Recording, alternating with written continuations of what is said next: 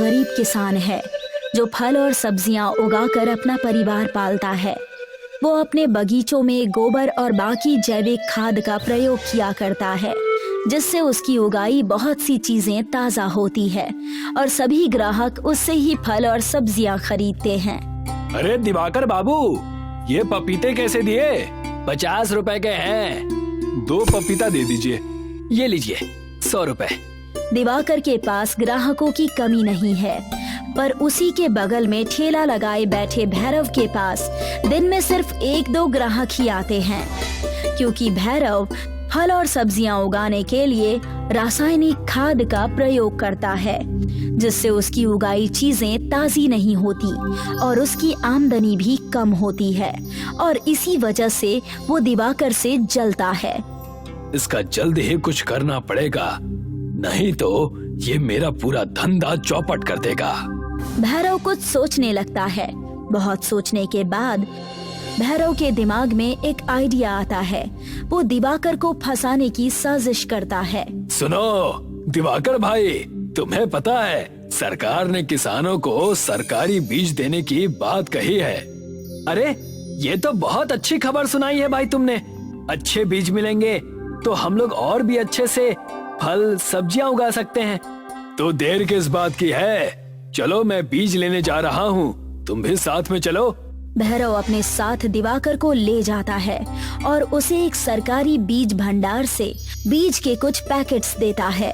बीज लेने के बाद दिवाकर वहाँ से चला जाता है और भैरव अपनी चाल चलता है। वो अखबार में खबर छपवाता है कि सरकारी बीज भंडार से एक आदमी ने बीज चोरी किए हैं। भैरव उस अखबार को लेकर दिवाकर के पास जाता है। देखो दिवाकर भाई, किसी ने सरकारी बीज भंडार से बीज चोरी किए हैं और तुम्हारे पास भी कुछ पैकेट बीज के हैं, इसीलिए पुलिस तुम्हें भी पकड़ सकती है। पर ये बीज के पैकेट तो तुमने मुझे दिए हैं ना? हाँ मैंने दिए थे, पर ये बात पुलिस को थोड़ी पता है कि किसको बीज मिले हैं और किसने चोरी की है। तो अब मैं क्या करूं? जब तक ये मामला शांत नहीं हो जाता तुम यहाँ से कहीं दूर चले जाओ। पर मैं जाऊं कहाँ? मैं तुम्हें ले चलता हूँ। भैरव दिवाकर को लेकर दूर एक घने जंगल में जाता है, जहाँ पर एक अंग्रेजों के जमाने का जेल बना हुआ है। तुम कुछ दिन इसी जेल के अंदर छिपे रहो, बाद में मैं तुम्हें वापस बुला लूंगा। तुम्हारा बहुत बहुत धन्यवाद भाई, तुमने मुझे उस बेमतलब की आफत से बचा लिया। भैरव वहाँ से वापस आ जाता है और दिवाकर जेल के अंदर एक तहखाने में छिपकर रहने लगता है। अच्छा हुआ जो दिवाकर का बच्चा यहाँ से चला गया। अब लोगों के पास मेरी फल सब्जियाँ खरीदने के अलावा कोई दूसरा रास्ता नहीं होगा। और भैरव महंगे दाम पर फल और सब्जियाँ बेचने लगता है। भाई साहब, आलू कितने रुपए किलो हैं? 100 रुपए किलो। पर ये तो बहुत ज्यादा महंगा है। मैं तो ऐसे ही बेचूंगा, नहीं लेना है तो जाकर शहर से खरीद कर लाओ। ग्राहक को मजबूरी में भैरव से सब्जियां खरीदनी पड़ती है। दिवाकर के न होने का भैरव पूरी तरह से फायदा उठाने लगता है। इसी बीच कुछ चोर शहर की एक बड़ी सुनार की दुकान से सोना चुराकर शहर से दूर जंगल की तरफ आते हैं। जंगल में चलते हुए उन्हें ये पुरानी जेल दिखती है। सभी आकर इस जेल के पास जाते हैं। इस सोने को छुपाएं कैसे? कुछ तो नया उपाय ढूंढना पड़ेगा। अगर पुलिस ने पकड़ लिया तो समझ लो जेल में चक्की पीसनी पड़ेगी। क्यों ना हम इस सोने को गलाकर ईंट बनाएं और इसे जेल के बाहर से लगा दें। इससे पुलिस को कोई सबूत भी नहीं मिलेगा। हाँ, ये तो बहुत अच्छा आइडिया है। वैसे तुम चोर हो, पर तुम्हारा दिमाग तो पुलिस से भी तेज है। सभी चोर शहर से चुराए हुए सोने को आग से पिघलाते हैं और उनसे ईंट बनाने लगते हैं। चोर सोने से बनाई हुई ईंटों को जेल के बाहर से लगा देते हैं, जिससे पूरी जेल सोने की बन जाती है और चमकने लगती है। ये हुई ना बात।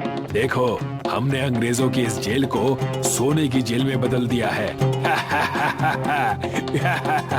अब पुलिस तो क्या, सीबीआई वाले भी हमको पकड़ नहीं सकते। चलो यहाँ से चलते हैं और शहर जाकर मजे करते हैं। सभी चोर खुशी खुशी शहर के लिए निकल जाते हैं। दूसरी तरफ कुछ दिन बीत जाने के बाद भैरव दिवाकर को देखने के लिए जंगल में आता है।